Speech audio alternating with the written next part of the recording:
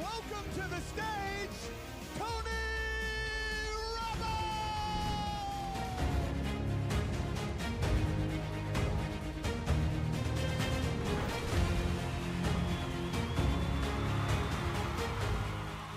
People ask me all the time, what does it take to be happy? And I always tell them it's really simple. One word, progress. Progress equals happiness. If you keep growing, you're gonna feel alive. And if you keep growing, you're gonna have more to give. And when you're growing and giving is when life is magnificent.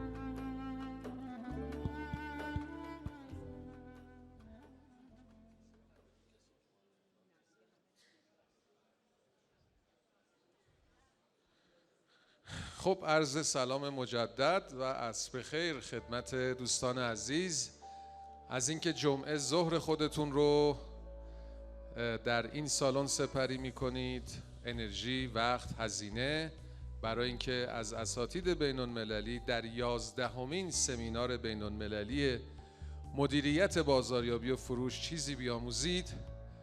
بسیار ممنونیم. بهترین سرمایه گذاری که انسان میتونه بکنه سرمایه گذاری روی رشد و توسعه فردی و درک و ادراک و نگرش خودش هست.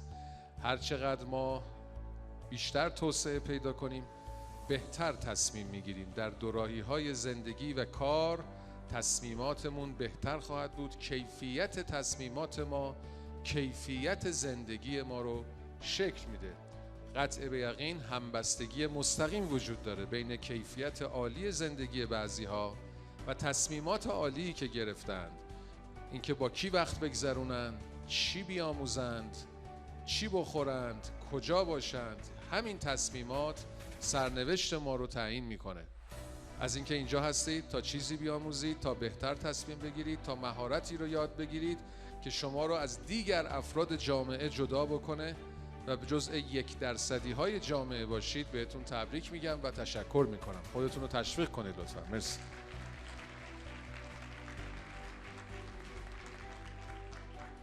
در این 2 روز اگر مطلب جدیدی رو شنیدید که به دردتون میخوره، حتما یادداشت کنید، با دیگران شیر کنید در رسانه‌های اجتماعی با افرادی که در کنارتون هستن. اونها رو هم در جریان بگذارید تا بتونن رشد کنن. اگر موردی شنیدید که تکراری بود، به یاد داشته باشید که اگر تکرار شود انجام می شود و انجام شدن و اینکه کاری به اجرا برسه ارتباط مستقیم با تکرار اون داره. هرچه بیشتر تکرار بشه بیشتر هم امکان اجرا شدنش هست. اجازه بدید یکی از شرکت‌های معظمی که در جمع ما هستن رو خدمتتون معرفی بکنم. یکی از موفق‌ترین و بزرگترین شرکت‌های پتروشیمی کشور ما هستند که واقعاً مدیرانشون دانش‌پژوه، علاقه‌مند به علم، دانش و دائما در حال یادگیری هستند. واقعاً یک سازمان یادگیرنده است. تحت رهبری آقای دکتر امین امرایی، مدیرعامل محترم شرکت پتروشیمی مارون. دوستانشون رو تشویق کنید. معاونین محترم شرکت پتروشیمی مارون در جمع ما هستن. لطفاً بایستن بچهای پتروشیمی مارون. به به.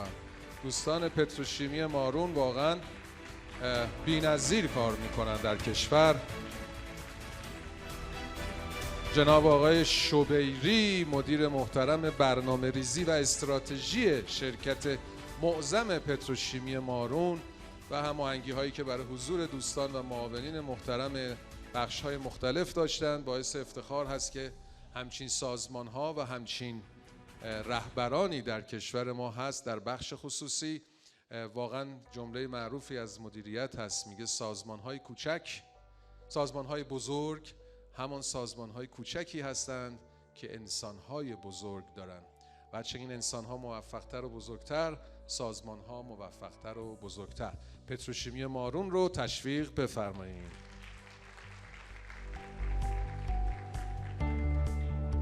یکی دیگر از هلدینگ های معظمی که در جمع ما هستند و بسیار علاقه‌مند به یادگیری و رشد و توسعه، در سفرهای آموزشی، سمینارهای مختلف آموزشی شرکت می کنند و می دونن که همین دانسته ها هست که اونها رو از دیگر شرکت ها جدا میکنه.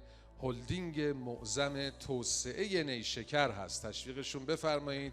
لطفاً بایستن دوستان ما در هلدینگ معظم توسعه نیشکر و صنایع جانبی خوزستان.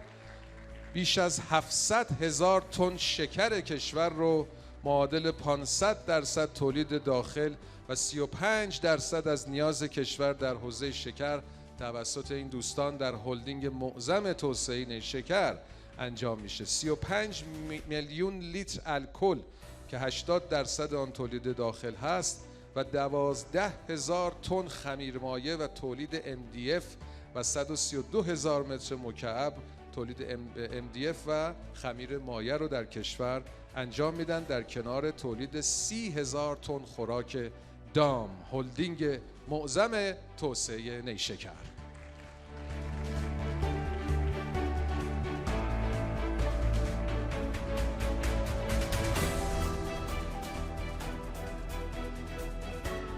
بار دیگه تشکر میکنیم از بانک نوآور و بانک پیشرو کشور، معاونین محترم، قائم مقام مدیرعامل جناب آقای شریفیان، جناب آقای کاظمپور و دوستان دیگر در بانک و هیئت مدیره بانک محترم تجارت. بانک نوآور، بانکی که خدمات متعددی رو برای کسب و کارها ارائه میکنه. لطفاً بایستید و تشریف بفرمایید. اعضای هیئت مدیره بانک تجارت رو باشون آشنا بشید. خیلی ممنون از حضورتون در این جمع.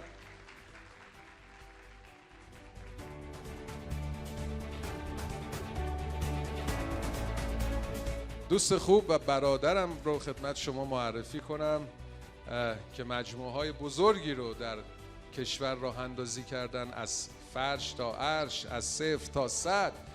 هلدینگ بزرگ آواکتان، جین وست، بانیموت و بالکافه و متا و محمد خردمند عزیز رو تشویقشون بفرمایید. مرسی از حضورت محمد عزیز.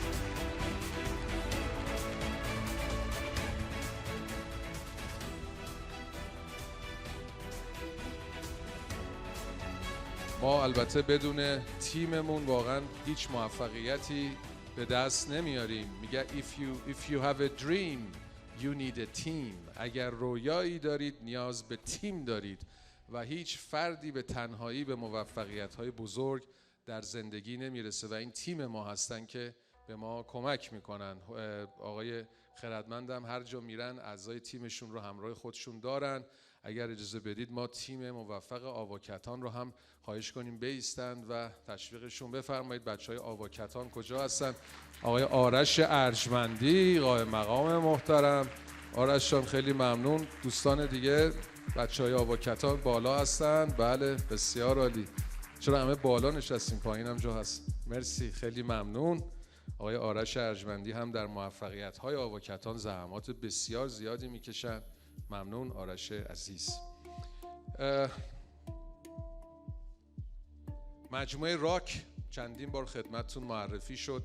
یه نکته از قلم افتاد و اون این که در 5 سال گذشته هر رویداد آموزشی در واقع برگزار شد توسط مجموعه همایش فرازان، توسط هلدینگ راک حمایت شد، اسپانسر شدن، کمک کردن به حضور اساتید و حتی تیمشون و حتی مشتریانشون رو دعوت کردن تا به اونها هدیه‌ای بدند از جنس یادگیری و آموزش. آقای محمد رسول شاملو امروز تولدشون هم هست. تشویقشون بفرمایید. آقای رسول شاملو و بهنام شاملوی عزیز رو و نصرالله شاملو، 3 برادر موفق در کشور ما. تولدتون هم خیلی مبارک باشه آقای شاملو عزیز.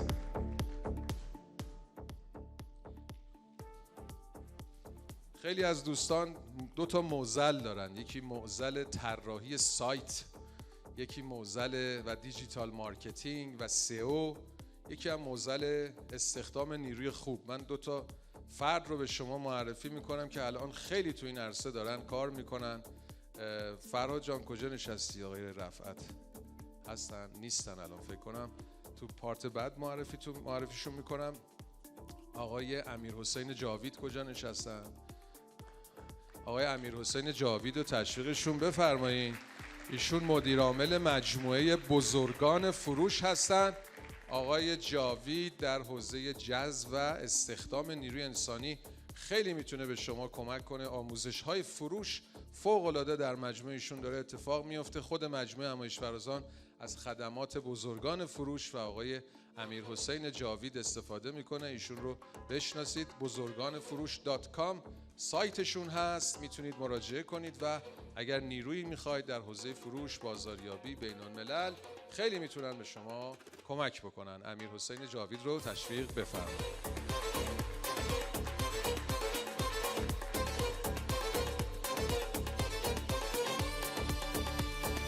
خب خیلی ممنونیم از توجه شما. من خواهشم اینه که اگر اینستاگرام همایش فرازان رو فالو نمی کنید، همین الان میتونید در اینستاگرام همایش فرازان رو سرچ کنید و ما رو فالو کنید تا از رویدادهای آموزشی ما و در واقع ریلزهای آموزشی ما بهره مند بشید. همایش فرازان. اگر تگم بکنید عکسی رو یا مطلب علمی آموزشی رو که در این سمینار آموختید، دوستان ما در سوشال میدیا تیم اون رو شیر میکنن تا دوستان دیگر هم از اون مطالب استفاده بکنن. خب اگر آماده باشید من سخنران بعدی از دانشگاه کرنفیلد انگلستان که همون آقای آندرو برایانت میگفت که یه مازراتی قرمز تو لندن مال ایشونه، از انگلیس اومدن و welcome to Tehran, it's a pleasure. بلیتاشون رو دارن میندازن امشب جیم فن کنن و برن. با توجه به اخباری که هست قرار بود شنبه هم باشن، ولی خب امشب اکثرشون میرن. آقای تشویق بکنین آقای دکتر کریس بسویک.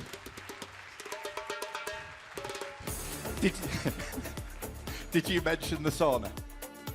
Did you mention the sauna? No. That's okay then. Here's the challenge. Firstly, did you all have a good lunch? Good. How's our energy level? Because I'm going to follow in the footsteps of the giants whose shoulders I stand on, and I've got 7 different exercises for you to do in the next hour that would require you to stand up. Is that okay? Now I know, you know, Kevin was talking about whether you can tell whether someone was lying or not. I think you're lying. I've got no exercises for you to stand up on, so you'll be glad. You can sit there, you can let your lunch digest. Woo! However, what I do want you to do is exercise this. I want you to take stuff in, and I'm not alluding to or suggesting that you haven't been doing at all this morning and that you weren't yesterday. But this is the last few hours that you have with me and Kevin and Eric and Andrew. And I know Andrew's done his session, and I know Kevin's done his, and there's mine now, and there's Eric's after this. But you still have access to us. We're still here.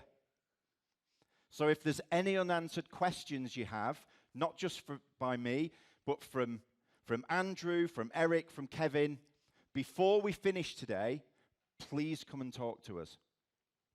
If there's something that one of us has presented that you think, I just want to know a little bit more about that, because it's important and I understand it, but I just need a little bit more, come and talk to us, because that's what we're here for. We're not just here for the hour that we stand on stage.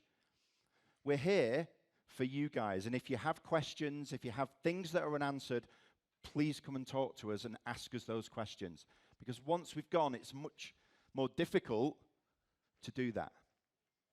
We're all obviously on LinkedIn. I know not many of you are on LinkedIn. I know certain platforms don't work as well here as they do in other parts of the world, but you'll find that all 4 of us are on LinkedIn, Twitter, or X, whatever it's called now. Changes its identity every week, I think. We're on Instagram. We're on, I don't know, what are the other ones? I'm not a techie guy. What other platforms are there? TikTok. All of those. I don't even know if I'm on TikTok, but probably am. But you've got access to us. But the best access is face-to-face, right? The best way to sell to a customer is face-to-face. The best way to find information out about someone is face-to-face. Not on email, not by a survey, not checking them out online. If you've got access to people face-to-face, then please make as much use of that as you can.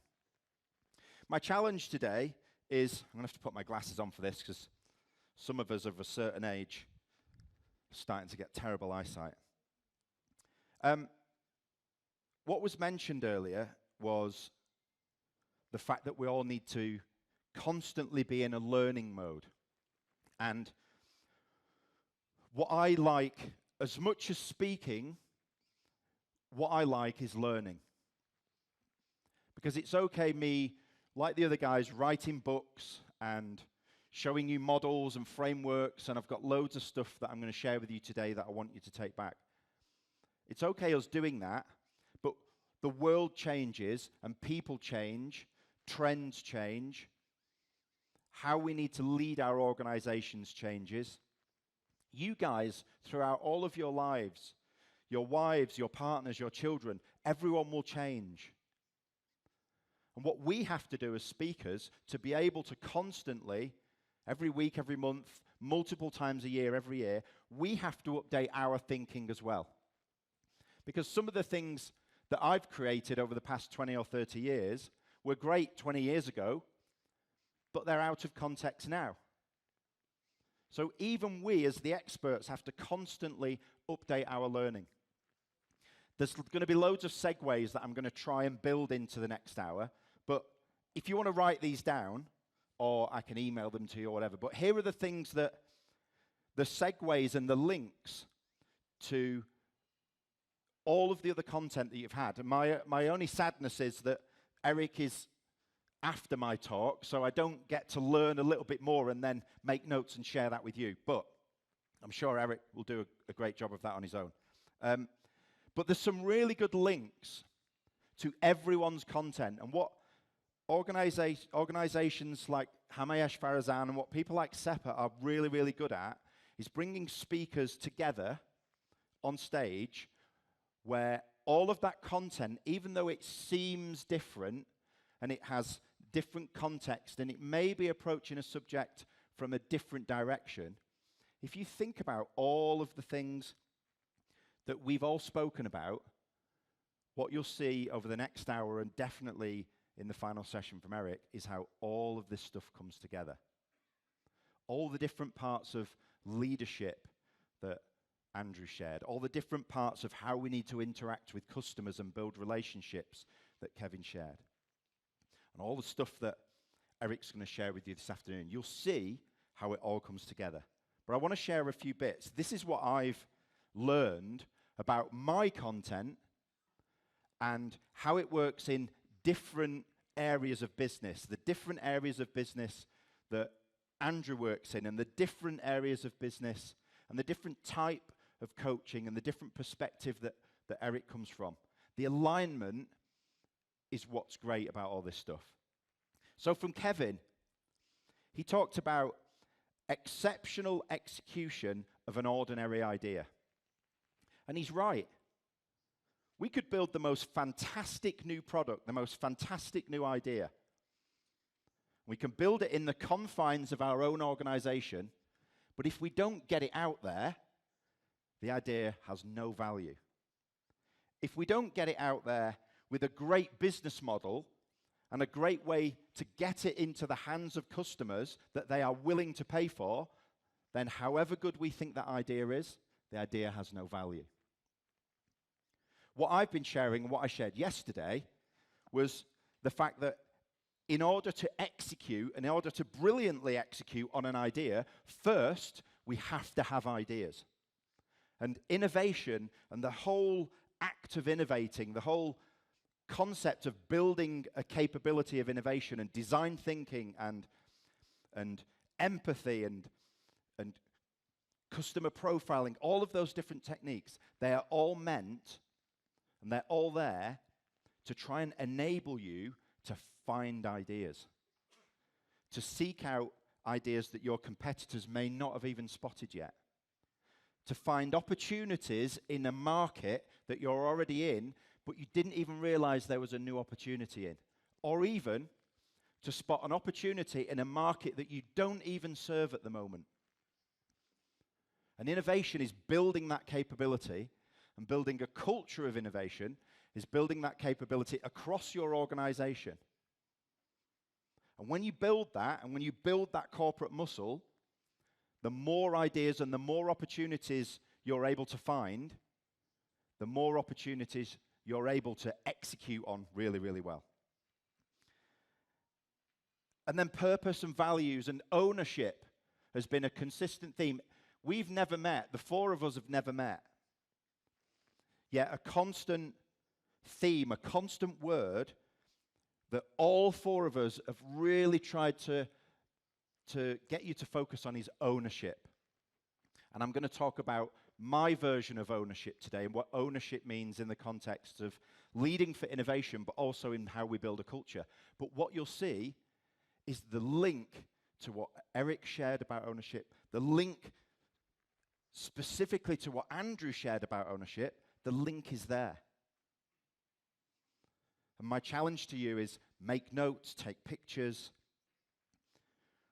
doodle sketches, do whatever you need to do to capture all of this information and all of the bits that, from all four of us as speakers, all of the bits that make sense that all align, and take those back into your organizations.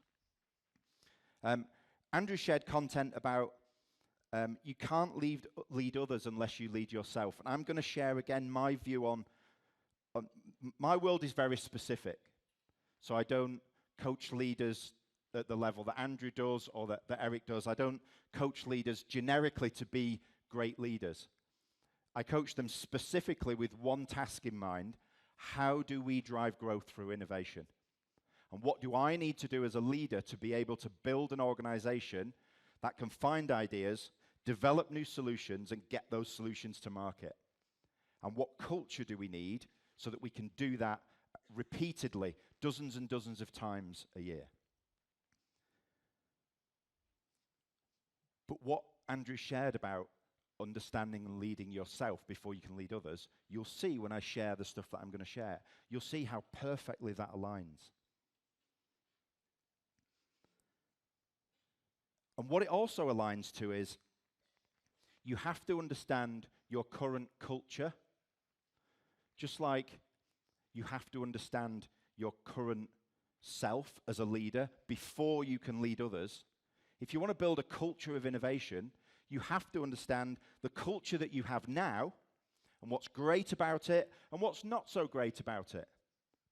And depending on what your goals are to grow your organization, what are the parts of that culture that we maybe don't have today, but we're absolutely going to need if we are to build this future version of our organization that is creative, innovative, brilliant at marketing, absolutely brilliant at sales, and drives growth. So everything that I'm going to share with you today, you'll see links and aligns to all the content that you've had over the past 2 days. So, in the tradition of yesterday, I thought, for this segue, for this next session that I have with you guys, I want to bring everything together. So how do I title this talk? And I came up with the word futurecraft. Because what you guys are here for today, and what you've been here for yesterday, is to understand different ways of building the future of your organizations. And to understand how you design that future to deliver the kind of growth and the kind of amazing organization that you want to build. And to do that, you have to, that's a craft. It requires skill. It requires capability. It requires the right mindset. So futurecraft is the word that I want you to take away with you. Unleashing an innovation, sales, and marketing culture. Because what you'll see at the end of this talk is I want to show you how innovation as a capability, as a part of an organization, must work hand in hand with the marketing function and capability in your organization. And that must work hand in hand with the sales function and capability in your organization. And I guarantee if you put those three things together and you lead in an amazing way and you build a fantastic culture with those three capabilities combined, the future is yours to create.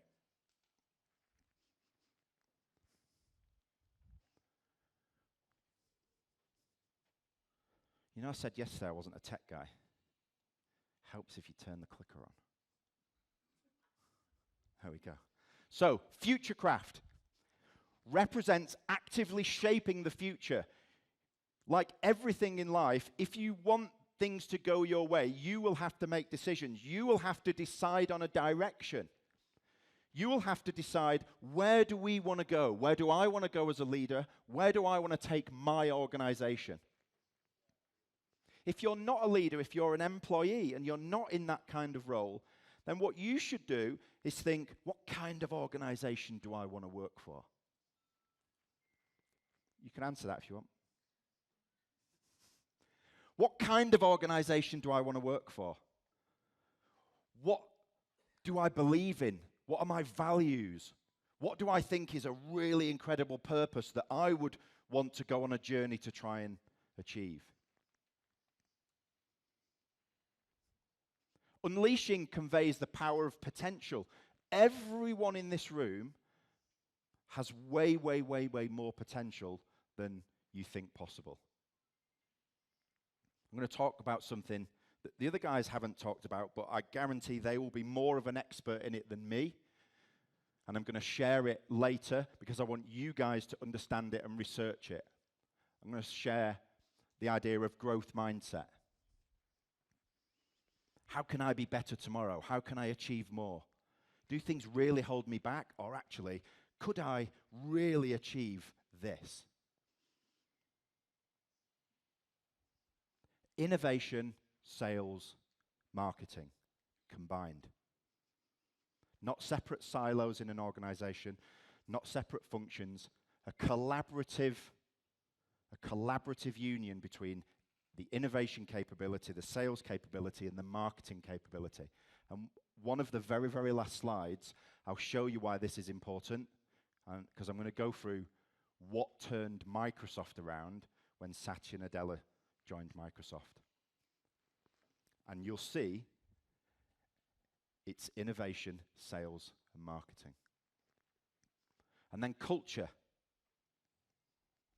reinforces collaboration and breaking down those silos. There's no point building a brilliant innovation strategy, teaching half a dozen people about design thinking, and then saying, right, in an organization of 20,000 people, you 6 hold the future of our organization in your hands. You 6 are the ones that must come up with the ideas. You are our innovators.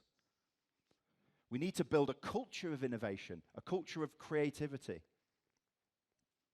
The more ideas we have, the more ideas will fail, but the more opportunity we have to spot one idea that changes our organization. So, I know you like statistics, so I thought I'd share some more. All of the research globally, every time, points to these kinds of numbers. They shift every few years, but they don't really shift that much from the numbers that you're looking at. Organizations that leverage these cultural elements, and I'll go through some of the core cultural elements in a minute, but they're things like purpose, collaboration, communication.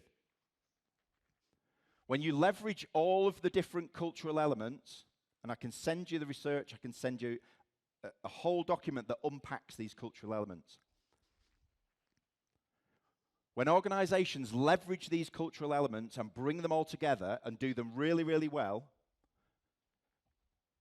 they are 5 times more likely to satisfy and retain customers.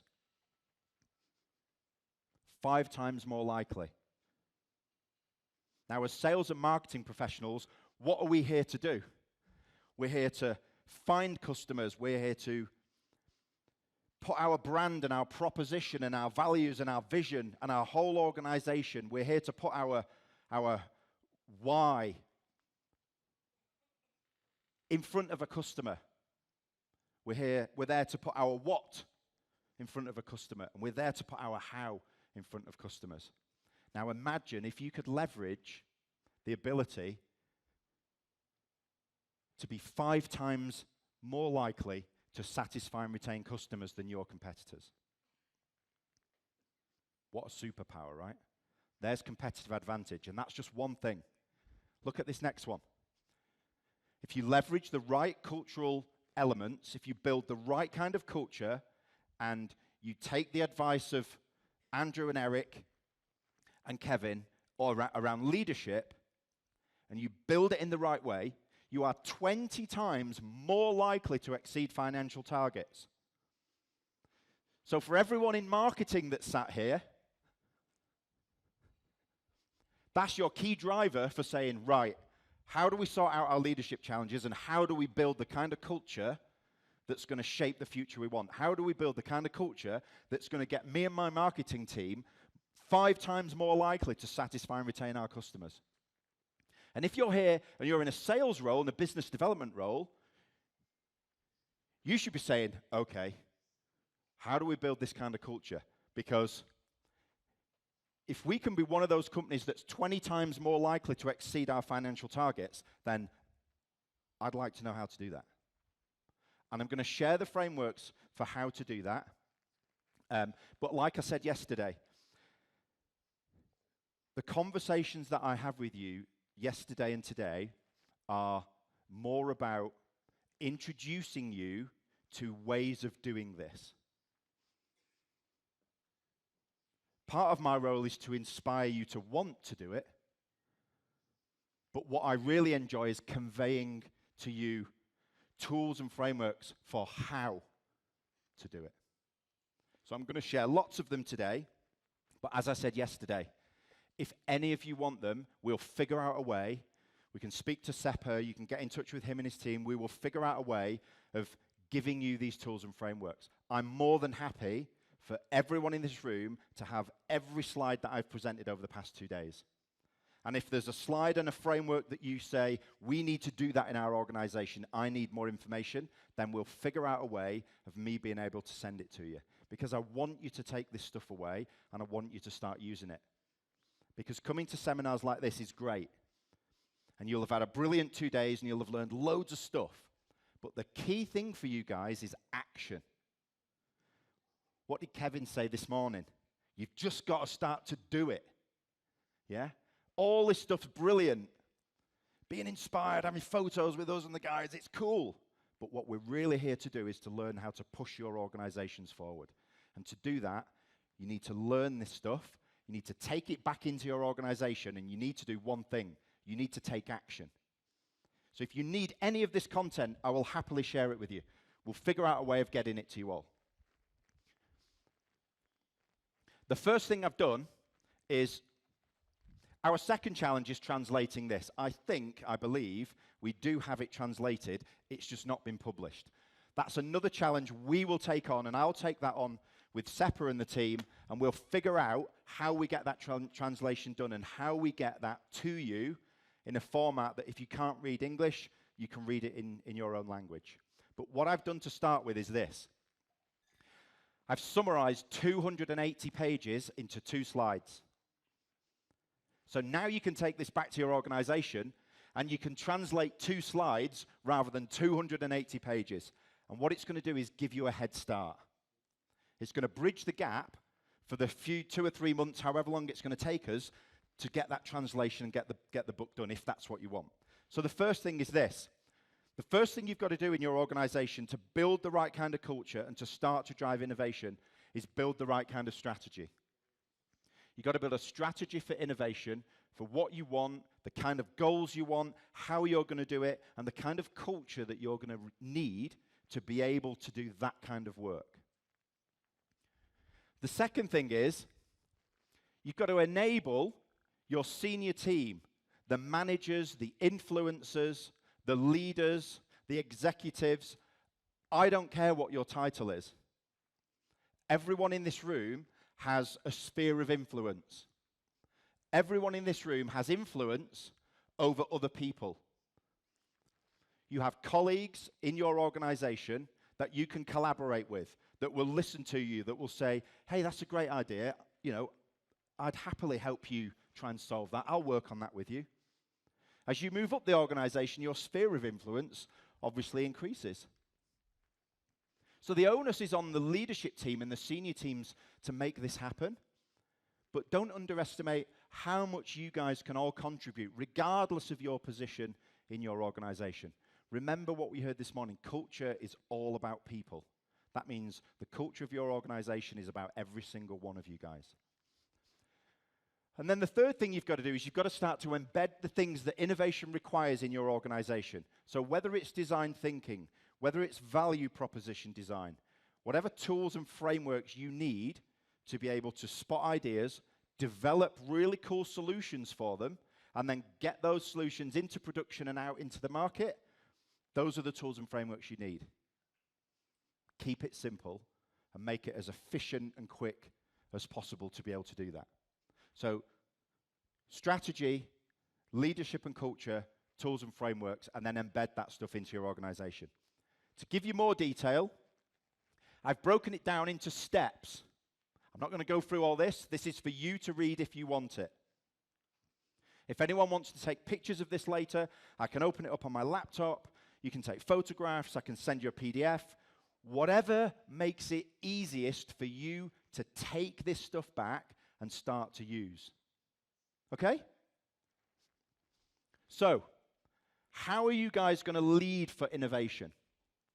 Think about this in the context of everything you've heard from people, the guys, the other speakers that genuinely understand leadership, that understand the mindset and the shift in behavior and the approach that leaders really need to drive growth, to make impact.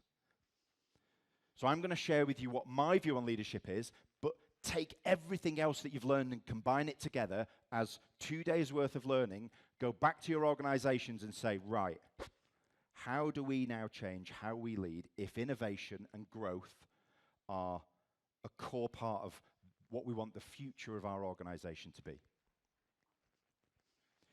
There will always be turmoil. In any leadership role, there will always be periods where you say, I just don't know what to do. I haven't got the answers. I haven't got enough information. I haven't got enough data. This is unprecedented. Like, there's no case study that I can look at to say, well, if this happened to those, how did they deal with it? How can I react? But as leaders, that's your job. As leaders, your job is to create a picture and a view of an organization that can push through turmoil, that understands what problems are and also what opportunities are, and has the skills, whether it's through innovation or creativity or design or whatever it is, you have the skills to say, okay, something's happened. But look at the capability we have inside our organization. We will collectively and collaboratively come up with a solution. We'll put that solution to work and we'll push through whatever we're going through. That's one of the secret superpowers that innovation gives you. It's not just about creating new products. If you're in marketing like these guys, it's not just about, well, we're super creative, we've got a brilliant idea for that next client's new campaign, we're going to do this, and that's going to be cool. It's not just about that. It's also about these guys sitting there as leaders in their business and going, yeah, we got a problem here. How are we going to solve it? Well, you use the same tools. A problem, whether it's how do we create the next clicker, because this one's 10 years old and we're Logitech and we need to design a new product. That's a problem and an opportunity. In the same way as we have a business problem or we have a client project where they need a solution, the tools and frameworks and the mindset and the approach we use, it's all the same. So a culture of innovation isn't just about implementing the next latest technology or creating the next product. It's about building the capability to solve problems, whatever those problems are.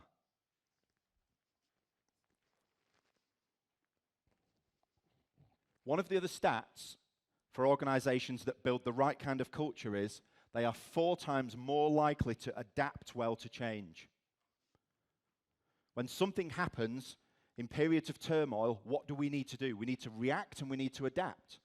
So the same muscle, the same ability that we use to drive innovation, we use that same capability to help us push through situations like COVID or black swan events, as we call them. What did every one of your organizations do when COVID hit? And when every government around the world says, your companies are closed, you're no longer able to go back to your offices or your factories, you now must work from home. What did every organization in this room do? And I say every organization in this room because you're still here. I admit that some organizations didn't make it through COVID, right? And that's sad. But every one of your organizations is here if you lived through COVID because you adapted. You changed your behavior, you changed the way that you operated, and you pushed through that black swan event. I guarantee there will have been huge amounts of creativity in the decisions you made and the things you decided to change in order to be able to adapt and get through COVID. You just might not have recognized it as creativity. You might not have recognized it as innovation. But there will have been decisions and problems that you had to push through where some of you will have come up with really creative and different solutions in order to be able to tackle that. That's why you're all still here. Your ability to adapt, 4 times more likely to be able to adapt if you build the right culture. Financial pressure. We all have it. Some organizations, especially COVID, faced huge financial pressure. Your ability to adapt well to change will help you push through. And really complex, difficult problems, and the whole world is facing complex problems, whether it's decarbonization or clean water available to everyone on the planet, or the challenges we have around food sustainability. There are huge macro challenges, wicked problems as we call them in the design world. You will face wicked problems of your own. Your ability to adapt, to be creative, to be innovative is the superpower that will allow you to push through and solve wicked problems. Make sense? Yeah? Good. So I had a slide on mindset, but you've heard loads and loads about mindset from Andrew this morning. You're going to hear loads more about this kind of stuff from Eric this afternoon. But mindset's super important. I have one little model that I coach leaders on, and this is purely around innovation. And if you take, as leaders, if you photograph only 2 slides today, photograph these ones. Who's heard of the term VUCA? Originally coined by the American military to describe theater, to describe the environment which the military operate in. It's volatile, uncertain, complex, and ambiguous. And for over a decade now, it's been taken up by the business world, by the business community, to describe the kind of environment that businesses also operate in. 20, 30 years ago, the world was fairly linear, fairly predictable. Now it's not. It's more complex, it's more ambiguous. Sometimes it's more volatile.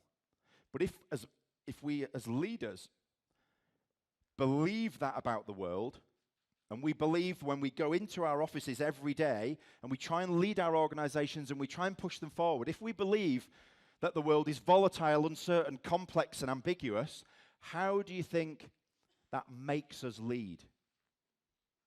How do you think that makes us inspire our people? How do you think that makes others feel when, even though we don't know it, that's what we're conveying, even subconsciously? So what I want you guys to take away is, if you want to build a culture of innovation, if you want to build creativity, the ability to solve problems, to create new things, to drive growth, part of how I want you to think about your mindset going forward from now is this. As a leader, I am visionary. As a leader, I'm unbounded. I believe our organization can achieve amazing things. If we build the right culture, if we drive innovation, there are no limits to what our organization can achieve. In the example that Eric shared yesterday, and in the words of Apple, we can put our own dent in the universe if we get this stuff right. As a leader, I'm curious, because if I'm unbounded and I'm visionary and I think we can achieve amazing things, then I have to be curious. I have to wonder what else we can do. I have to wonder whether we could do things a little bit better. I have to wonder, what's the art of the possible? Because if I wonder that and I'm curious about that, then the people that work for me and work with me and all the employees in my company are likely to also ask themselves the same question. And then the final thing is, and we heard some of this yesterday, you absolutely have to be authentic. You cannot, metaphorically like a leader, stand up on stage like I'm doing now with all of your people and say all of this stuff and not genuinely mean it. Because I guarantee like you heard this morning and like you heard yesterday, your people will see it. Your people will feel it, and your people will know that you're not authentic.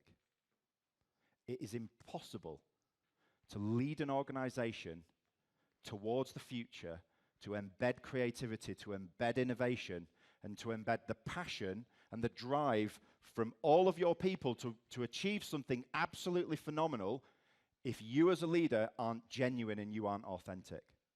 So I encourage you, start to think about how you can shift your mindset. Use the tools from Eric and Andrew about shifting your own mindset.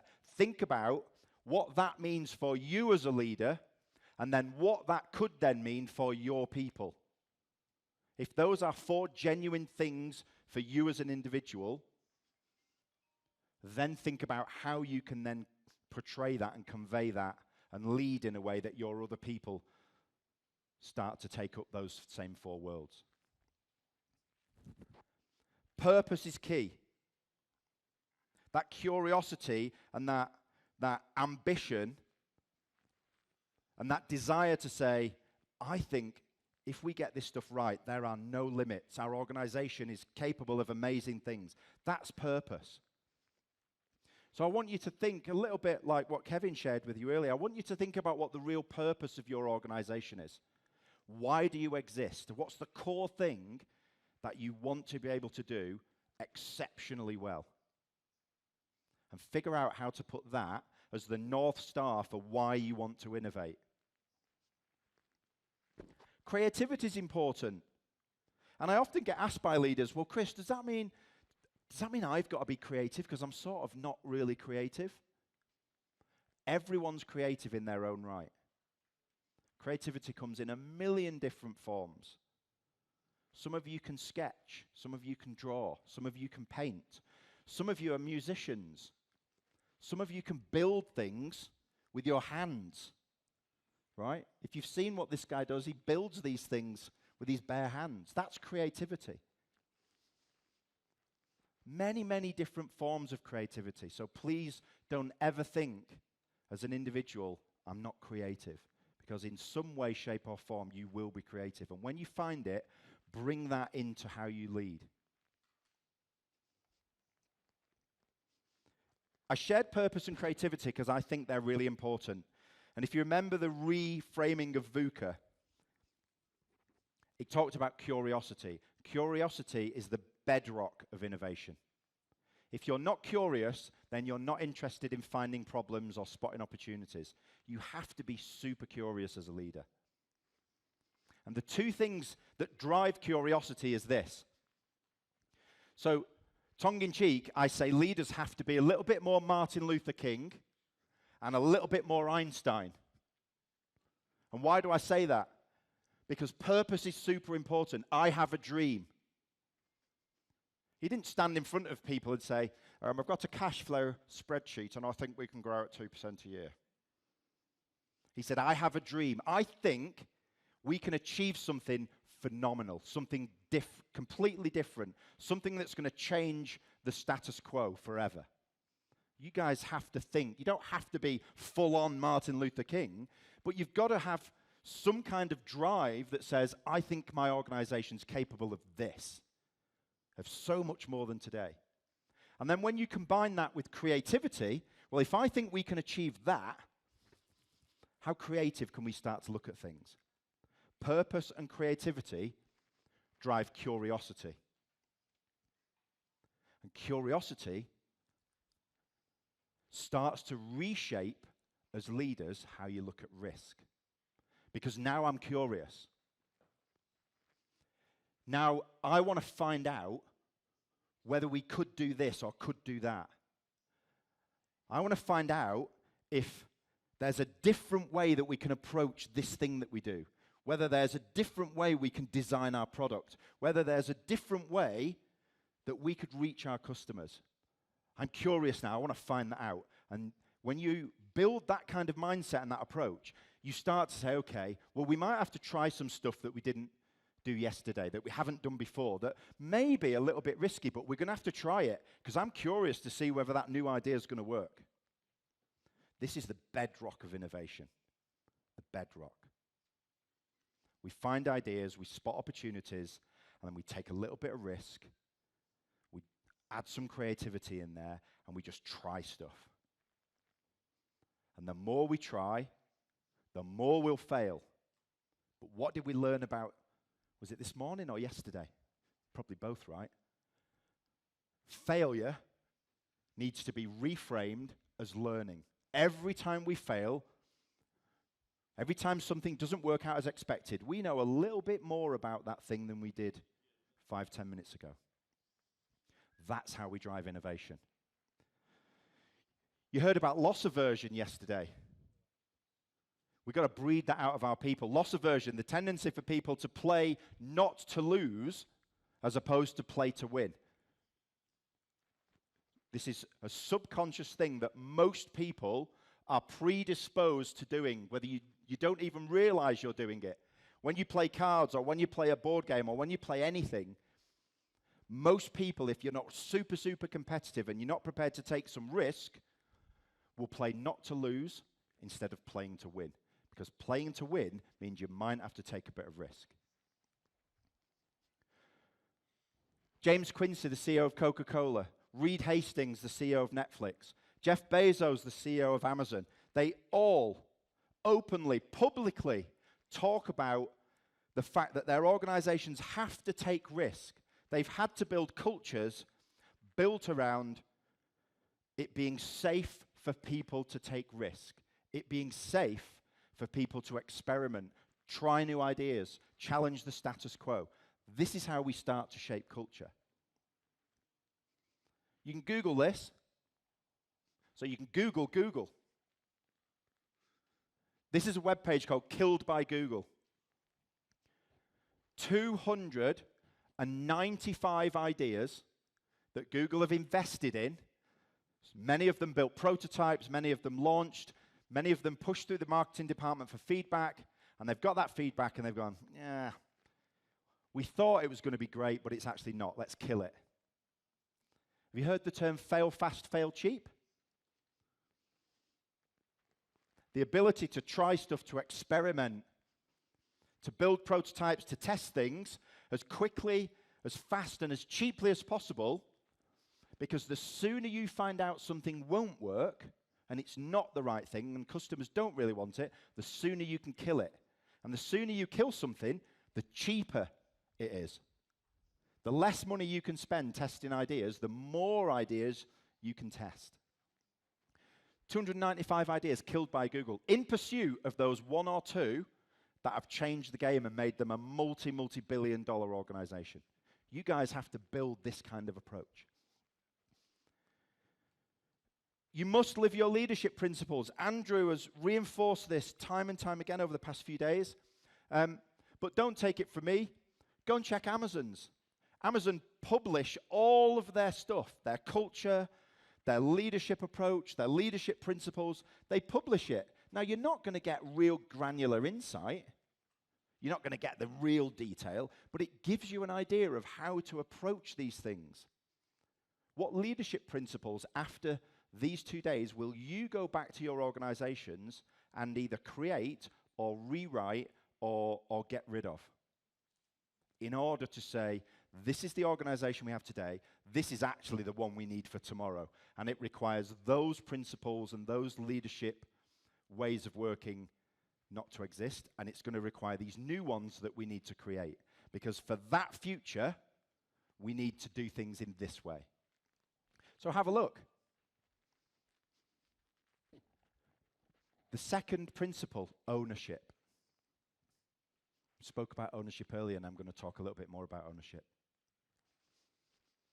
Leaders are owners. They think long-term and don't sacrifice long-term value for short-term results. So they're thinking about the future. They're purpose-driven, they're unbounded, and they're thinking, let's continue to build the organization of tomorrow, to drive growth for tomorrow. Not, well, if I just do this little thing, then I'll get my targets for the end of the month and my bonus is a bit bigger, which is how traditionally it works.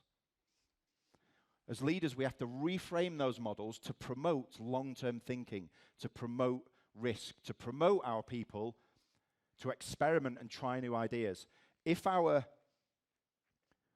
if our remuneration systems and our bonuses and all of the things that people are driven by financially, if they're constructed to promote short-term thinking and making decisions that affect things in the next few weeks because that's where their bonus is going to come from, you won't get creativity, you won't get long-term thinking. You won't be able to deliver that future that you so desperately want to create. I'm going to talk about Satya Nadella in a minute because he's really, really important, I think, in the context of what you've done. I think it's one of the best examples of how you've shifted a culture and the things that are really super relevant for you guys in the context of marketing, sales, and innovation. But he specifically talked about growth mindset. And when he took over Microsoft, I think it was about 2014, one of the first things he did was implement a whole program of developing growth mindset across every leader and manager in the organization. And then over the years, that's cascaded down. Growth mindset is super important for innovation because it starts to shift. And again, the guys have, talked really eloquently about this subject, how we shift our mindsets as leaders in order to drive high performance. How do we go from a fixed mindset to a growth mindset? How do we as leaders go from, well, might be able to do it, and, well, if it's not really, really easy, I'll probably just forget it and leave it. I need someone to tell me I'm really smart. It's what we call, as psychologists, what we call being externally referenced. I need the external world to tell me how great I am. If you succeed as my colleague, I feel threatened. So imagine if that was your mindset and there was opportunities to do things in your organization, but you thought, yeah, but hang on a minute, if I do that, then that's going to really benefit my colleague. So I'm not going to do that, even though that might be the best decision for the organization. These are the subconscious things that drive our behavior as leaders. What we've got to do is we've got to shift from that kind of mindset to a growth mindset. I can learn to do anything I want to. That aligns to, I am unbounded. I think our organization is capable of phenomenal things. When I'm frustrated, I persevere. That goes back to adaptability. If I'm in a tough and a difficult situation, am I just going to go, that's too hard, I'm just going to give up, do something else? Or am I going to go, the best thing for my organization and for my people is we need to find a solution for this. We're going to push through. We're going to use that creative expertise and talent we've got through the business. We'll find a solution. We're going to persevere, and we're going to push through. Am I describing the kind of leader that you'd want to work for? Because I know I'd want to work for someone like that. Yeah? That's aspirational for me. If I wanted to go back into being employed, that's the kind of person I'd want to work for, and it's definitely the kind of leader that I would want to be. And if we all have that mindset, imagine if we filled our organizations with leaders and managers and influencers that approach the world and approached growing our business like that. When I fail, I learn. If you succeed, if you do something brilliant, that inspires me. I am happy for you. As a leader, your job is to build an environment where every one of your people thrives. And the satisfaction you get is that you've created that kind of environment. Not to be threatened because someone might appear cleverer than you. Not to be threatened because your employees who may be 2 or 3 levels below you in the organization are able to answer questions that you can't. Your superpower as a leader is being able to go, I got some phenomenal people here. I've hired really, really well. And I've developed them really, really well. And look at what these people are able to do now for our company. That's the mindset that you need. So I'll share this with you if you want. I will share a facilitation guide, a whole set of instructions on how to do this in your organizations. This is anyone in here from HR? Anyone in a HR role? No? This is more a HR leadership development. You? Oh, perfect. So this is more like, don't be shy. I'll make you stand up if you're shy. This is more your kind of thing, right? How do we develop our leadership teams? How do we figure out how our leaders are currently leading? What do they value? What actions are they doing on a daily basis? What do they believe in? What are their skills? And is that enough to get our organization to where we want it to be? And if it is, phenomenal. If it isn't, we then fill in the other side of the canvas and we go, okay, let's now design the leadership capabilities and the skills and the behaviors and the mindset that we need in order to push our organization forward. That then becomes a development piece of work to take your leadership from the left-hand side of the canvas to the right-hand side of the canvas. It's not an overnight thing. It will take months and months and months. But in order to get to the future, you have to figure out where you are today. It's the same with leadership. It's the same with culture. It's the same with transforming an organization. What do you call them? Do you call them sat-nav or GPS in your car over here? What? GPS, right. In the UK, we call them sat-nav. Satellite navigation. We use the full term because we're daft, right? We could just call them GPS. But when you turn your GPS on, what's the first thing that it does? The very, very first thing, as soon as you turn it on, when you turn the ignition, what does your GPS system in your car do? It triangulates your current location from satellites accurate to like 2 or 3 meters. It triangulates that. Here's the challenge. You turn your ignition on and you put in a destination of where you want to go, but your GPS system can't find those satellites, so it doesn't know exactly where you are. How are you going to get to where you need to go? Difficult, right? Yet we do it in organizations all the time. We go, hey, we've got this plan, this strategy. We're going to grow and we're going to do this and we're going to go over there and it's going to be amazing. And we set off.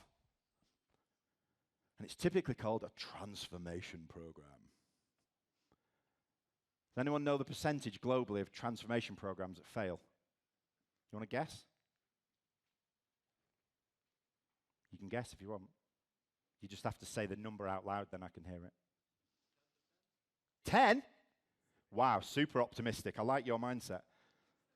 Yeah, 70 to 80%. Fact. Look at all the research, all the big global organizations, the big corporates, big transformation programs. We want to go over there. We're going to transform our organization and we're going to go into the future over here. 3/4 of them fail. The main reason why most of them fail is because they don't accurately pinpoint their start point. So they're changing stuff that probably doesn't need changing, and they're not putting things in place that when they say, well, we're sort of here, we can't figure out why it's failed. It's because the gaps still haven't been filled. So figure out where you are today as leaders, as managers, as your organization, and then you can figure out what's the journey because we've decided we want to go over there. That's the future for us. And now we know where we are, and now we know where we want to be. Now we can build a really efficient, cool, creative journey from point A to point B. Do not underestimate how important it is to figure out exactly where you are now. It's exactly what Andrew said this morning. You've got to figure out, as a leader yourself, who you are now in order to then say, how do I lead forward? It's the same principle. So, how do we set the right culture? How do we shape culture? Not just let culture unfold, not just say, well, we have a culture in our organization, because the culture might not be good enough. It might be okay, but it's definitely probably not going to get you to where you want to get to if you're unbounded and you're really, really ambitious. So you have to design the right culture. What we typically have in an organization are things that people see and things that people associate with our organization. Well, the culture there is built around these kinds of people and they have these amenities and this is their brand and this is apparently what they stand for because on their website it says these are their values. So that must be them, right? That must be true. And this is where they're based. And this is how they dress. All of that gives us an impression, like Kevin was talking about. It gives us an impression of what we think that culture in that organization is like. And when people join our organization, if we're not super honest about what our culture is really like, that's what we'll tell people that join our organization. Hey, we'll come here and we've got this cool dress code and look at our offices. We've spent millions of dollars. They're super cool. It's going to be great to work here. We've got a canteen and a football table. And yeah, it's great.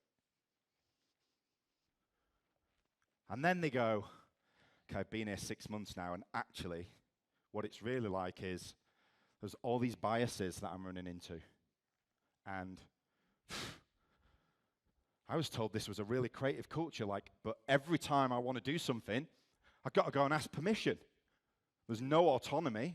There's no real creativity because I'm not allowed to do anything. I'm not really keen on some of the leadership behaviors.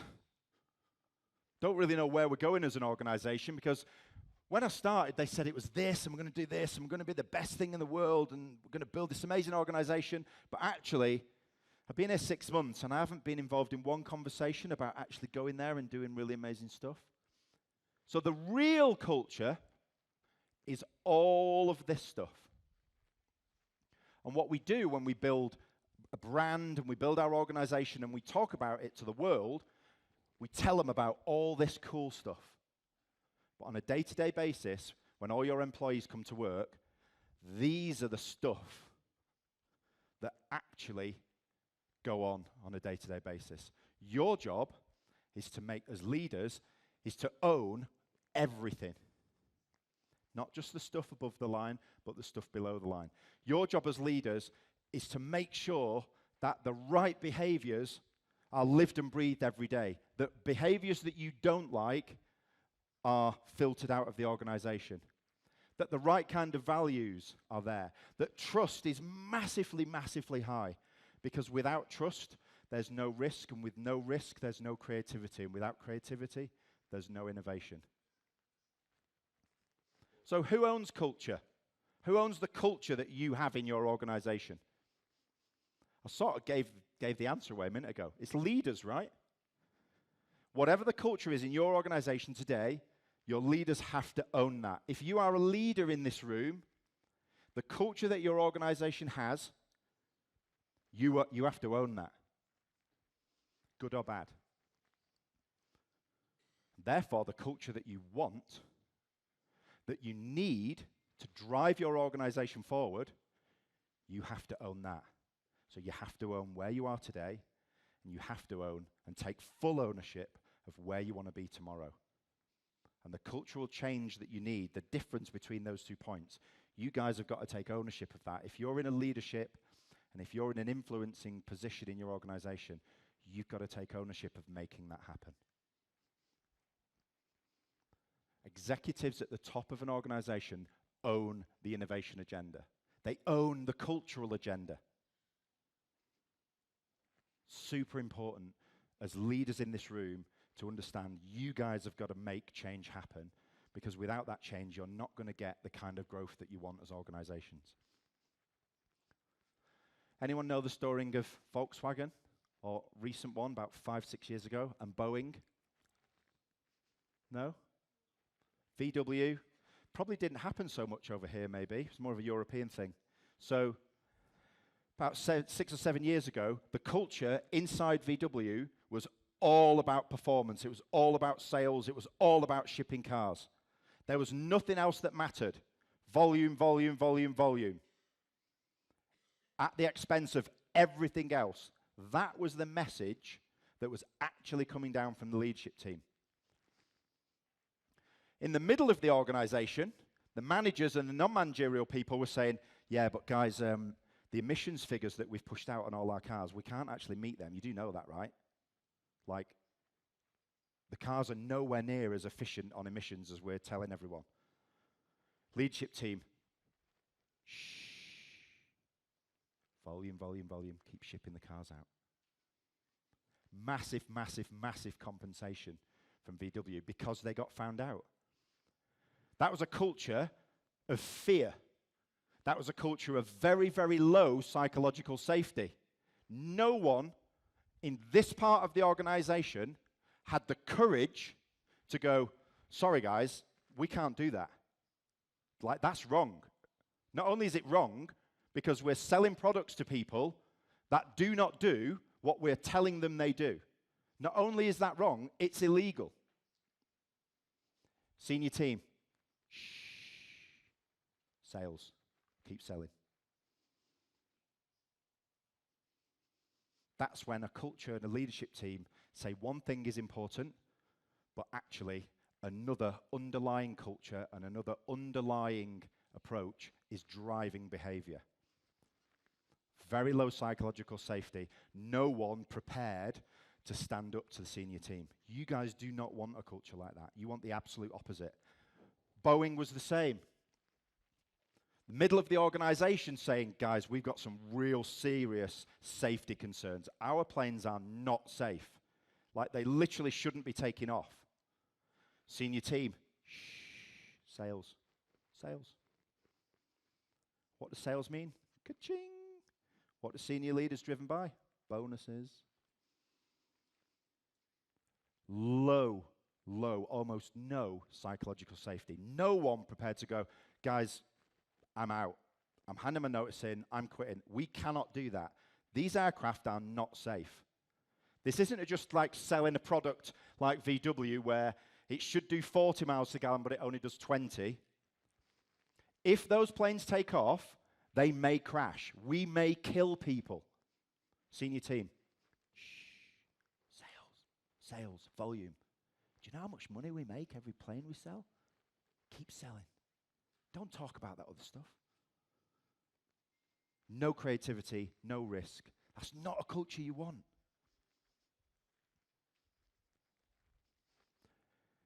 I'm going to play this, and I'm going to skip through a really quick example of how Satya Nadella shifted their culture and how the model they used, you'll see that sales and marketing sit either side of innovation. But here's a 2-minute interview from Brian Chesky, the founder of Airbnb, and he really eloquently sums up everything that I've said about leadership and culture. Everything. Now, I have warned you that I'm not a techie person. I spent 2 hours last night trying to figure out how I could get this video off LinkedIn onto my laptop. And the only solution at 1:30 in the morning that I could come up with was this, in bed with my laptop and my phone recording it, right? So the video's not great, but the point will come across brilliantly. So here we go. I used to think you talk about... Can we have some volume, please? Ready? I used to think you talk... Let's try that again. Can we have some volume, please?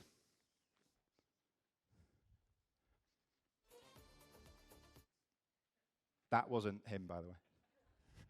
Here we go. I used to think you talk about the culture, and you talk about how important it is. And you write out a list of, well, what is your culture? Well, our culture are a bunch of principles or values we live by. What makes us most unique? Let's do a session. Let's write out a list of our values. Now let's tell everyone the values. Let's print them on the walls. Let's have people repeat them. Let's keep telling people culture is important. And that stuff can help a little bit, but it's not how you build culture. So let me give you a few thoughts. Your culture is the shared way you do things. And often they're based on lessons you've learned. And the lessons you tend to remember the most are the ones that are seared in you. They come from trials and tribulations, from your most difficult times. It's the way you rise to the occasion in the face of adversity. Your culture is the behaviors of the leaders that get mimicked all the way down every single person. Your culture is every time you choose to hire someone, every time you choose to fire someone, every time you choose to promote somebody. It's the way everyone does everything. And the way a leader designs the culture is not by writing out a list of values.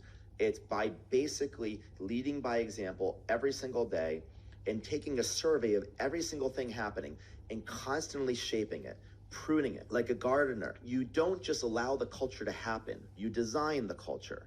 You have an idea of what you want to do. And you're just constantly getting this group together. You know, you might have a culture of excellence. And a culture of excellence means I review all the work and I say, not good enough, not good enough, not good enough. And eventually I could not join the meeting, but people know what I'd say. They'd say, it's not good enough. This is our standard. And the moment I cannot be in the room and the same action happens as if I was in the room, that's the moment it goes from management to culture. So it's like a golf swing. To teach a golf swing, the instructor has to watch the person. And at some point, the person learns how to swing a golf swing without the instructor there. That's the difference between management and culture.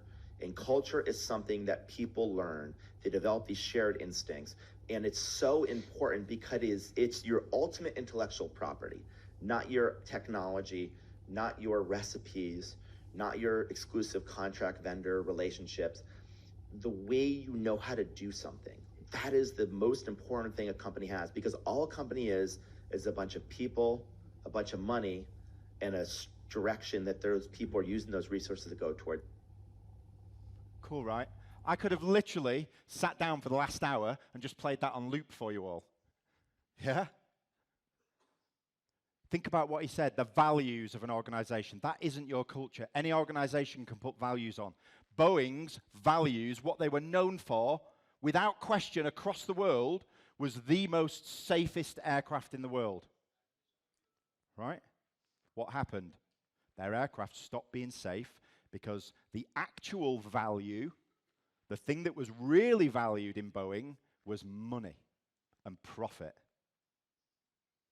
Yet on the outside world, safest in the world. That was what they portrayed. What happened internally was, we don't really care about safety. Ship the product out. Yeah? Super, super good overview. What he also said was, you have to design your culture, which is what I said to you earlier. The culture that you want is about the behaviors that you do want and need in order to drive innovation, in order to drive growth, in order to push your organizations toward the future. What behaviors do you need? You must put them in place and you must celebrate them. You must recognize them and reward those behaviors. And the culture that you want is then that with all of the behaviors you don't want taken out. So it's the positive stuff that you do want minus the behaviors you don't want. And many of those behaviors you probably tolerate at the moment, but that's not good enough. You've got to remove them. And again, I can give you a tool, I can give you a facilitation guide, I can give you instructions on how to do all this. Here's a culture canvas. It does the same thing as the leadership one. We map out what our current culture is at the moment. Behaviors, actions, what we value, our ambitions, what we prioritize, what we actually prioritize. And then on the right-hand side, we say, right, which ones of those do we want to keep? Remember that equation. We move them over to the right because we want to keep them. They're the ones we do want. And then we say, which ones of these don't we want? We leave them on this left-hand side. And then we're left with the right-hand side with stuff that we do want to keep and probably some gaps. And our job then is to fill the gaps. So what are the other behaviors that we really want and need? What are the other actions? What are the other values? What are the other priorities that we are going to need in the future? And that's what you've got to design your way towards. So, culture is the outcome of processes, structures, priorities. It can't be changed by mandate. You can't say, this is the culture we want, you must start to do X. You have to design it. You have to be intentional about the culture you want. And the ultimate manifestation is behaviors. When you see those values and those things alive on a day-to-day basis, like Brian Chesky did, when I don't have to go into a room, but I know the people in that room will make the same decision as if I was in the room, then we're on to something. That's powerful. So, here are the 3 things from that list at the start of this session that you really need to focus on. These are the core components that really, really drive growth, that really drive innovation. Growth mindset, we've covered. Really clear purpose, and a clear purpose about why innovation is crucial to your organization. Brilliant communication. Look at all the stuff Kevin talked to you about how we communicate with other people, how we communicate with customers. You've got to be brilliant at communication on the inside your organization, before you can be brilliant talking to people on the outside. And the final one, collaboration. We can't work in silos. We have to build cultural capability. We have to get different people together with different perspectives. That's what shifts the needle. Here's Netflix's complete guide to culture. This is their culture. You can download this. All of this stuff is available. As I said at the start of my session today, I will not share anything with you that you can't get access to. You can go on Google and you can find this and you can download it. In the same way that I've promised to you, if you need any of the tools and frameworks, then we'll get them to you. Nothing I've presented is secret. Nothing I've presented is confidential. Nothing I've presented you don't have access to, whether it's through me and SEPA or whether it's through Google. Don't copy them, but have a read of them. It's a brilliant document that they've published. This is how our approach to culture. Learn from the best companies in the world about how you could possibly approach the same things. I can share this with you. This is from a brilliant company in the US called Fearless Culture. They've mapped Netflix's culture. They took that whole document and they've mapped Netflix's whole culture onto a culture canvas. So a culture design canvas as an example of how to design brilliant cultures. Here's the middle bit on values. Look what's in here. Curiosity. It's a core value for them. Look at the next one. Communication. What have I just said on the last one? Core component. And look at the top one, my personal favorite. Innovation. Developing new ideas that have impact. Looking for opportunities to reduce complexity. Challenge prevailing assumptions. You can only challenge assumptions and the status quo in an organization with high levels of psychological safety. When people feel comfortable to challenge the business, to challenge your market, to challenge the leadership team, to say, yeah, I know we do it like that, but I've got some ideas. And the ideas are probably going to help us move forward. Here's another great example of values. So Brian Chesky talked about, we don't just put values on the wall and then that's good enough. These are the values. Anyone know the Enron story? Most of you are too young, right? You'll never have heard of Enron. But us old fogies down here and a few other more seasoned gentlemen, I'll call them in the audience, will probably remember Enron. These 4 values were on the back of reception as you entered headquarters. Integrity, communication, respect, and excellence. Now look at the pictures. What's he wearing? Bracelets. No, it's not jewelry, dude. Those are handcuffs. All the top team went to jail. All of them. Yet the business was founded on integrity, excellence, respect. The values of an organization are really easy to get some stickers, to get some vinyl letters and put on the back of the wall behind reception in head office. But what actually happens on a day-to-day basis is the most important thing. And as leaders, you've got to be responsible. You've got to own the real things that happen in your organization. We'll send you these slides. I won't go through these slide by slide, but I wanted to show you the first one. This is the whole cultural map of Netflix mapped out. I wanted to show you the first one because it had those 3 core things on. But we can share these with you.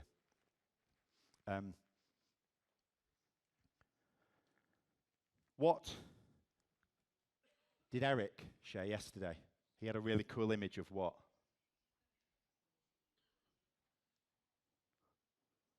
A love heart. Yeah? One of the most undervalued emotions for me in an organization is a leadership team undervaluing the power of love in an organization. Think of that as an emotion. Think how important that emotion is to all of you in your personal lives. What if we could build an organization where every one of our employees loved what we did? When they're out at a restaurant or at a party or at a wedding or wherever with friends and someone says, "Hey, who do you work for?" And they go, "Oh yeah, anyone here from Irancell?" No? So Irancell was the company that I was with the other day. I just wanted to use them as an example, so I will. "Hey, who do you work for, Chris?" "Oh yeah, I work for Irancell." "Oh yeah, I've heard about them. I think, my mobile phone network and things. Yeah, I've heard the company. Any good?" Absolutely love it. I absolutely love working there. The culture's great. The leadership team are great. What we're committing to achieving over the next few years is absolutely phenomenal. The purpose we've got, what we've stated that we're going to do as an organization, and I genuinely believe, because they are genuinely authentic, Dr. Obosi, his view of the future is this.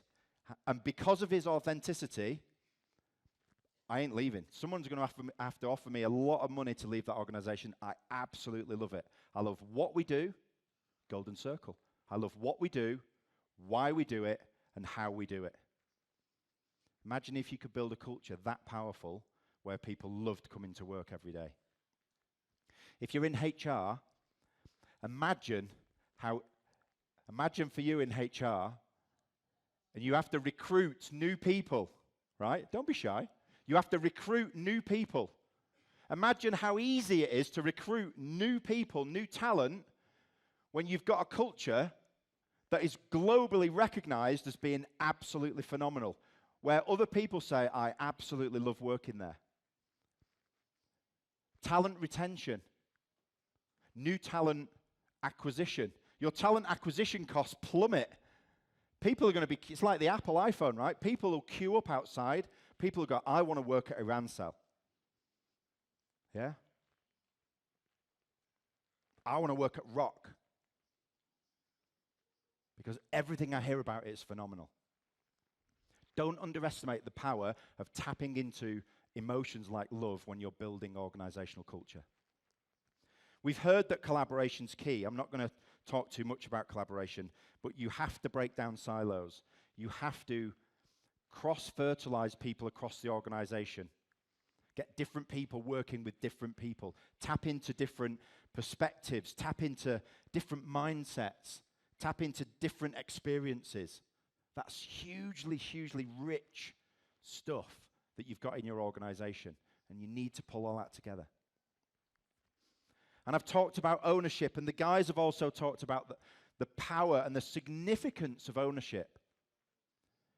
As a leader in this room, you need to own everything. You need to own your own leadership style, how you turn up, how you present as a leader. You need to own all those values and the behaviors and the culture in your organization. You've got to take complete ownership of it. Here's some examples of, and I'm going to summarize now. I've got about 2 minutes. I want to show you an example. Here's an example of different cultures. P&G based their culture on creativity.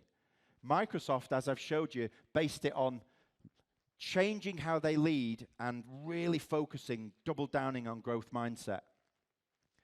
Dell focused on customer centricity and putting the customer at the heart, and we heard about that the other day. And Pixar focused on really high levels of psychological safety because they're in a creative industry where they want people to go, "I've got this really, really nuts. This idea is crazy, right? But hear me out." And they want people to be comfortable saying, "I've got something, but it's a bit out there. It's a bit wacky." Because if they haven't got that level of psychological safety, then they wouldn't get the kinds and the levels of creativity that they need to do what Pixar does. So here's what Satya Nadella, and we've heard about, Kevin, remind me, what did you say the new COO was? The new CCO, the Chief Caring Officer. A good friend of mine. I've got another one for you. Anyone know who Gary Vaynerchuk is? Yeah, well, unfortunately, meeting people and seeing them online and things like that, as we know, creates a different perspective, right? Anyone know who Gary's number 2 in his organization is? The second in command across all his businesses. Anyone know? It's an absolutely beautiful woman, and not that she's not attractive, I mean beautiful in terms of her soul and her personality and what she stands for. It's a good friend of mine called Claude Silver. She's the Chief Heart Officer. Think about that. The Chief Heart Officer. They don't have human resources. People aren't resources. Yeah? Our employees aren't resources. They're human beings. She's the Chief Heart Officer. Her sole reason for being is to build the kind of culture that will drive all of Gary's businesses to where he believes, because he's unbounded, where he believes he can get them. And what they put at the center of that is culture and people. So the second in command across all his businesses isn't the CFO, it's not the COO, it's not about operations, it's not about finance, it's about people. And it's about culture. Chief Heart Officer. Satya Nadella says he is head of culture. His number 1 job as CEO is culture. Look at what they've done. Look at how they've changed the business. For sales and marketing people in the room today, they are obsessed with customers. Why are they obsessed with customers? Because when you're obsessed with customers, you know everything about them. You know more about them than your competitor. You know what problems they face, what pains they have, what gaps they have in their life, meaning what opportunities you have to capitalize on. Be obsessed with your customer. As marketing people, you're the best people on the planet to be able to understand customers better than anyone else.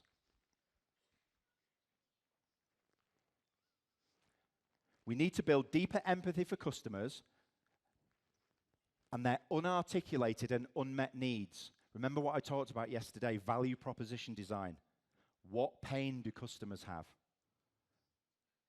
What are they doing today that they need to do something different? Or what can't they do today? What pain are they suffering? What problems do they have? You heard Kevin talk about problems and being able to go into a client and say, we can solve this problem. We know this is painful for you. We've got the solution. Our product, our service, our experience is the best, and it's going to take your pain away. Being able to solve that is how you drive growth, because that requires innovation. They shifted from thinking they knew what customers wanted to building multiple assumptions about what customers might want. Rather than saying, we know what customers want, we're going to build X. And because we know that they want that, they will buy that. They shifted that mindset, and they shifted from what was termed a know-it-all mindset to a learn-it mindset. They shifted from we know what customers want to we have an assumption that customers might want this. And when you shift to that mindset, now you've got to be curious.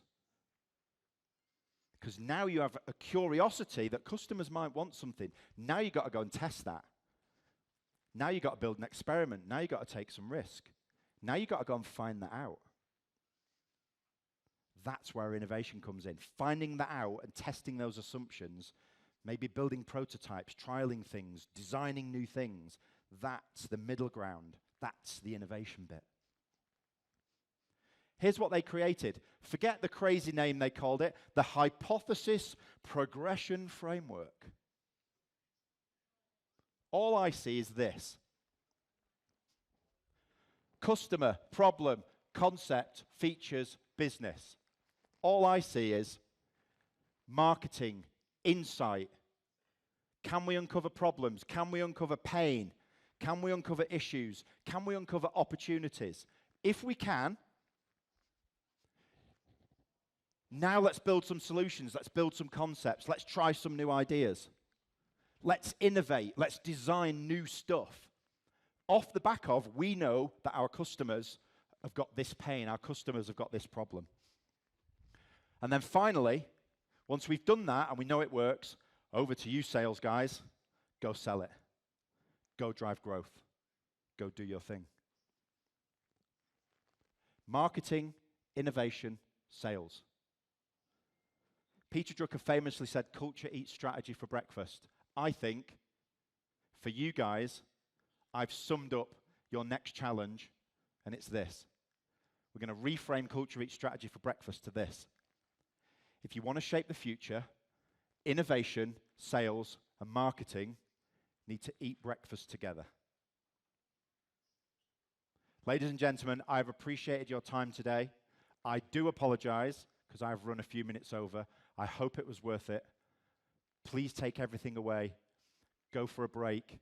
Re-energize yourself because you've got Eric to finish off the day. And I know you're going to need energy for Eric.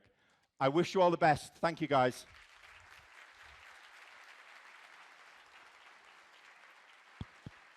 Thank you, Chris. Thanks very much for excellent presentation. واقعا سخنرانی آموزنده، کاربردی و محتوایی فوق‌العاده‌ای بود. به شخص خیلی از ایشون آموختم و استفاده کردیم. خب ساعت 10 دقیقه به 4 هست. لطف بفرمایید ساعت 4:15 برگردید. 20 دقیقه استراحت می‌کنیم. آخرین سخنرانی آقای دکتر اریک ورمولن که یکی از بهترین سخنرانی‌ها رو دیروز ارائه کردن، سخنرانی رو آماده کردن با عنوان چرا مشتریان شما رو انتخاب می‌کنند؟ تحلیل رفتار مصرف کننده در سال 2024. سخنرانی فوق‌العاده است. سر ساعت برگردید. استراحت خوبی داشته باشید. مرسی.